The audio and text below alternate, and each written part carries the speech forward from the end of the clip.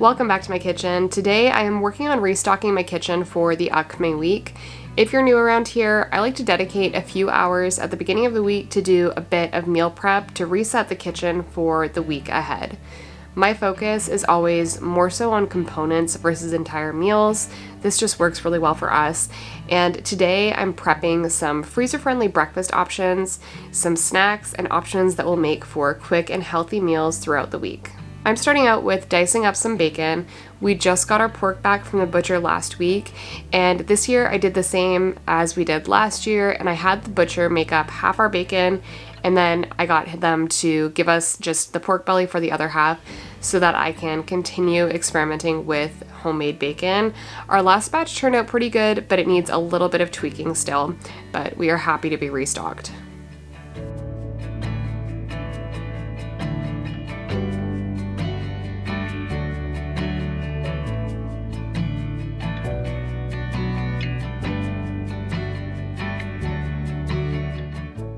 I'm going to be making up a batch of high-protein breakfast biscuits. I've been making these on repeat the last few weeks, and they're becoming a staple in our house. They're an easy grab-and-go breakfast option. They freeze really well, and they're easy to heat up in the toaster oven in the morning. I've been playing around with these and making a large variety of them. We've done these with our ham or breakfast sausage, and I like to add in a bunch of veggies as well, like broccoli or kale. I'm going to keep this batch really simple with lots of green onion and bacon. Once I got the bacon all cooked up, I went ahead and pulled the bacon from the grease. I don't let that go to waste. I'll be using some of that up a little later on in today's video.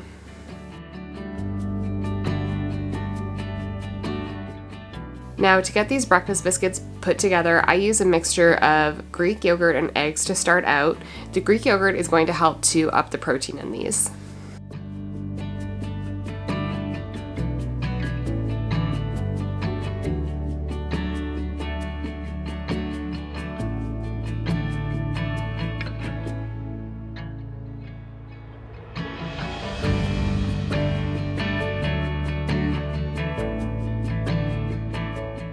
Once I had that whisked together, I added in some ground flaxseed to add a bit of fiber and additional nutrition.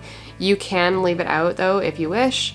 And I like to season these with some garlic powder, some salt, and chili flakes, but you could really do whatever you like in here.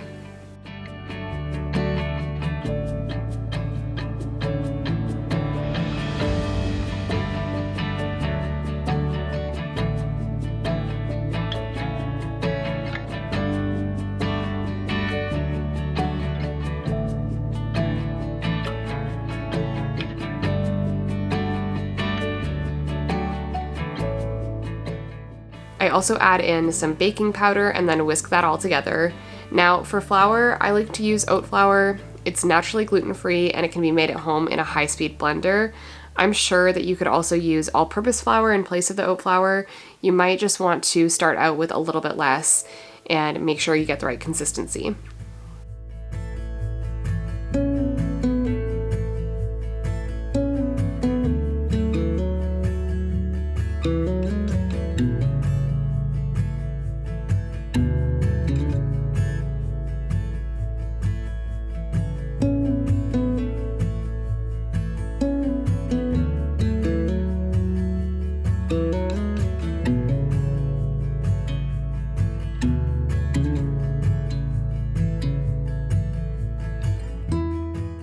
Once the flour is mixed in, I stir in all my add-ins. So today I'm doing bacon, green onion, and some cheddar cheese, but as I mentioned, we have done these with a bunch of different meats and vegetables. I really like these with some of our ham, broccoli, and onion as well, but you can do breakfast sausage and peppers, and I'll often add in some greens to these as well.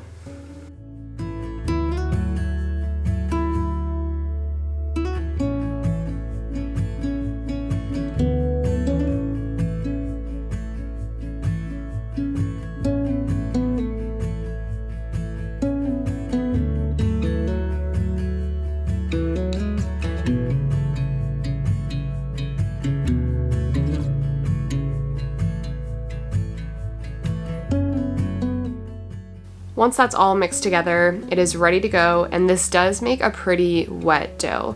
Now, you can press this out on a floured counter and cut it into biscuits. I have done that before, but I've just found that using an ice cream scoop like this to portion them out is the quickest and cleanest way to do it. So I had a little bit of cheese left over, and I topped the biscuits off with that. I also did just press them down a little bit before they go into the oven.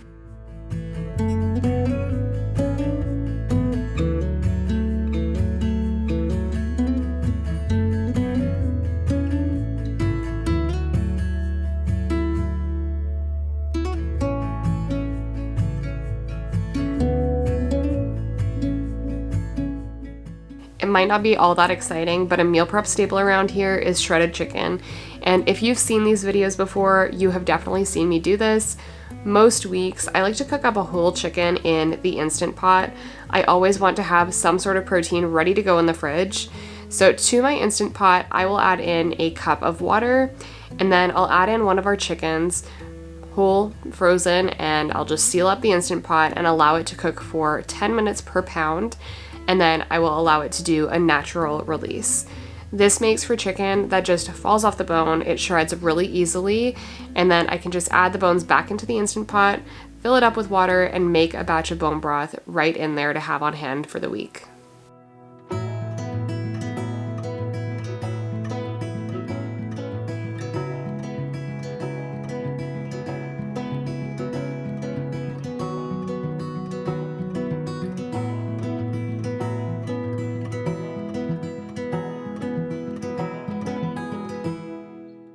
I've got some potatoes from the garden that I'm getting washed up because today I'm also going to be prepping some hash brown patties to have on hand in the freezer.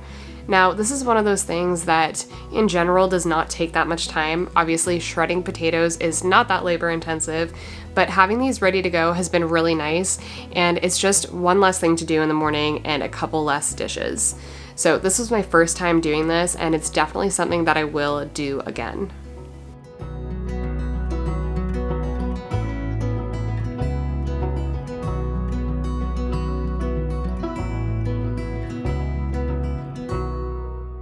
Once I had all of my potatoes shredded, I went ahead and transferred those to a large bowl. You can squeeze out some of the liquid from the potatoes, and that will also help to crisp them up. I got the potatoes seasoned. I kept it really simple, and I just added some salt, some garlic powder, along with a little bit of black pepper. Paprika and parsley would also be great, or some fresh chopped onion.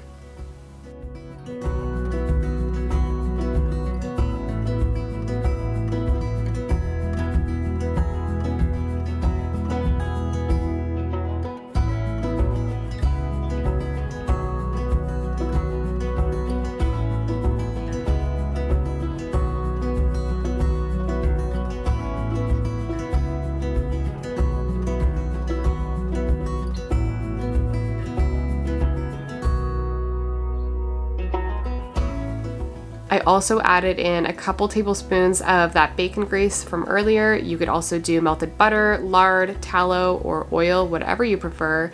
And then I got that all mixed together really well to make sure that the grease and all of those seasonings were evenly distributed. I lined a baking sheet with some parchment just so these wouldn't stick as they freeze. And I took about a quarter cup of the potato mixture, formed it into patties, and then these were ready to go into the freezer. So I'll just flash freeze them just like this, and then once they have been in there for a couple hours, I'll go ahead and transfer them into a container for storage in the freezer. And then in the morning, I can cook these up for a few minutes per side in a hot cast iron skillet.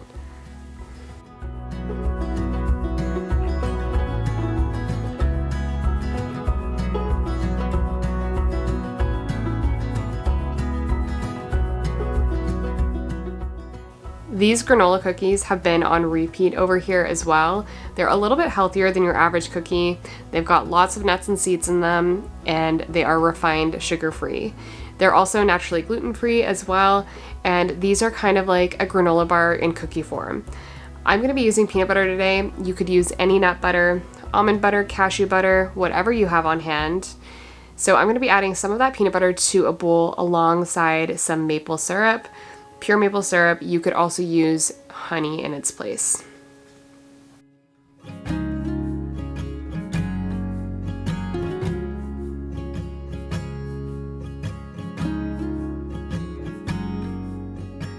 add in a splash of vanilla extract, got that mixed together, and I also added in some sea salt and baking soda, gave that a stir to make sure it was evenly distributed before I went ahead and added in the dry ingredients.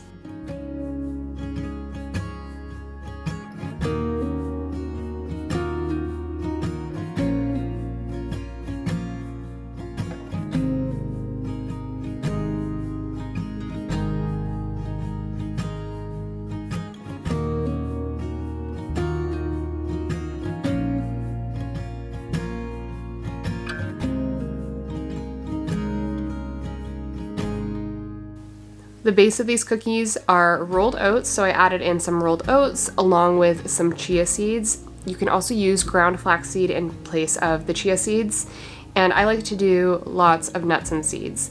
Today I did some sunflower seeds and chopped almonds, but these cookies are very versatile, so you can really do any combination of nuts and seeds that you like.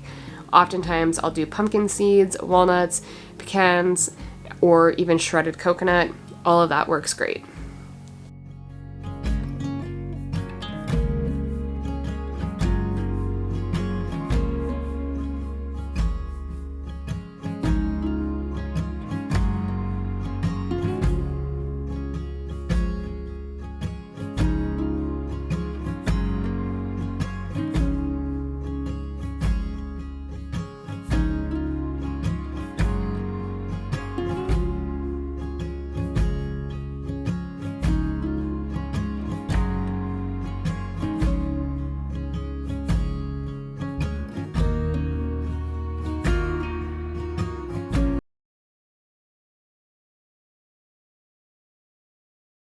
I also like to add in some dried fruit. So for these ones, I did some of my raisins that I made up earlier this fall. You can, again, use whatever dried fruit you like, whatever you have on hand. Chopped dates, dried cranberries, or chopped dried apricots would also be really good. I also did add in a couple tablespoons of mini chocolate chips, and then got that cookie dough all mixed together really well, and it was ready to portion out.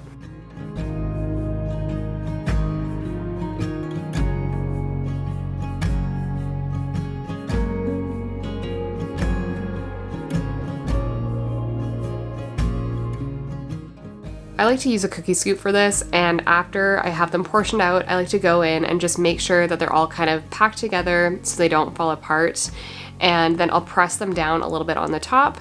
These can be placed together pretty closely. They are not going to spread that much as they bake. So I'm gonna let those bake up, and then these make for a great healthier sweet treat to have on hand, and they also freeze really well.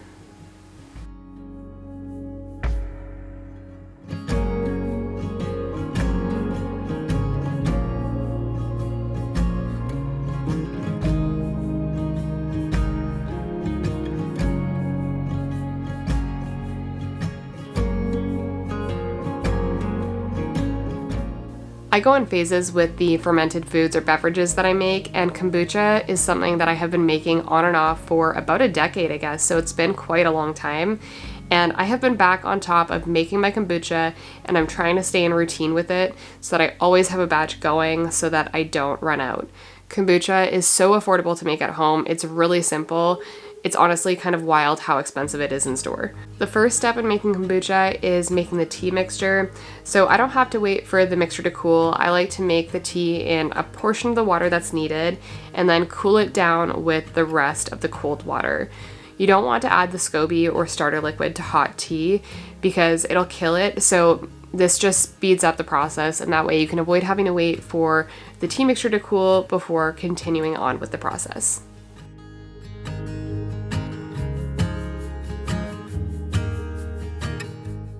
As I was waiting on the tea to steep for the kombucha, I went ahead and got some root vegetables washed up. We eat a lot of root vegetables this time of year, so I'm trying to have some prepped and ready to go in the fridge.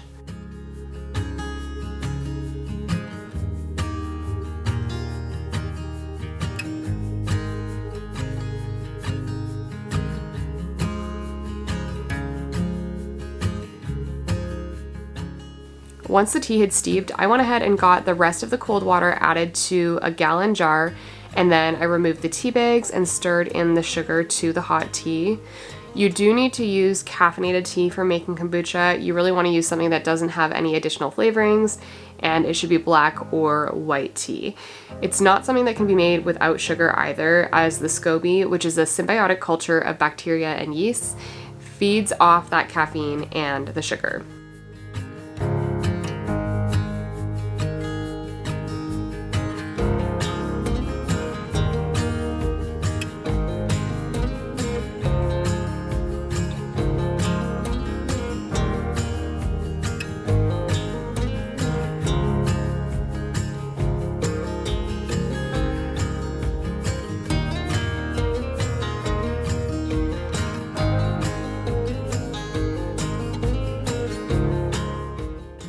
I went ahead and transferred that tea mixture into my gallon jar, just made sure that that had come down to room temperature, and then I added in the starter liquid, which is just kombucha from a previous batch, and I added that along with the SCOBY. I like to cover the jar with one of these fabric jar covers or jar bonnets. You can use a coffee filter or a dish towel even. You just want something that's going to allow some airflow but keep any bugs out.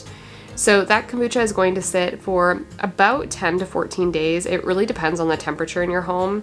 So this time of year, when it's a little bit cooler, I find that it does take a little bit longer to ferment. And after that, it'll be ready to get bottled for the second ferment. And that's when the kombucha will become carbonated and when you would flavor it.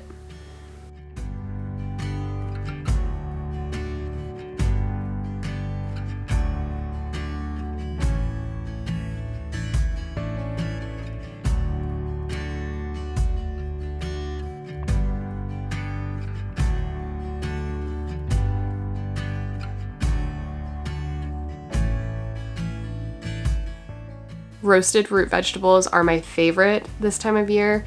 So after I had those all washed up, I got a bunch chopped and ready to go in the fridge so that I could easily pull from them to roast up throughout the week for dinners.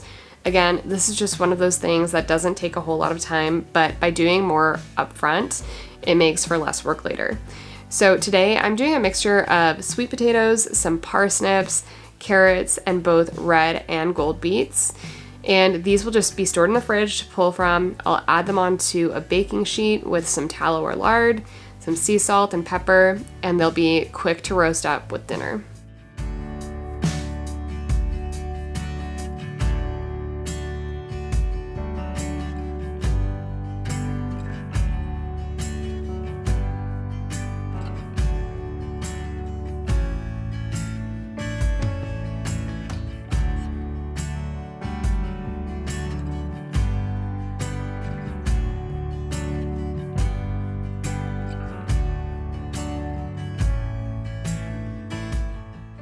By this point, my chicken was done in the Instant Pot and it had cooled enough that I was able to handle it. So I went ahead and got the chicken all shredded up, and this way we have some protein to use in chicken salads or dinners, all sorts of recipes ready to go on hand in the fridge. I find having a protein like this ready to go is a lifesaver.